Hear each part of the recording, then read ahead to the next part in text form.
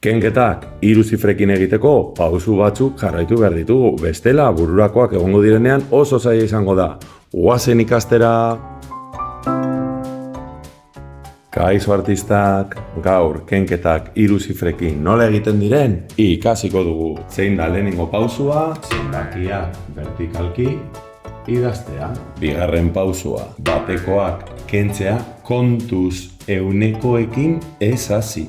Bestela bururakoak egongo direnean oso zaila izango da. Lauken bi, hirugarren pausua, hamarrekoak kentzea, eta azkenik, laugarren pausua, eunekoak kentzea. Ondo, egin dezagun berriro lehenengo pausua, zenbakiak vertikalki idaztea, bigarren pausua, batekoak kentzea, eta ez eunekoa, hirugarren pausua, hamarrekoak kentzea, eta azkenik, laugarren pausua, eunekoa kentzea.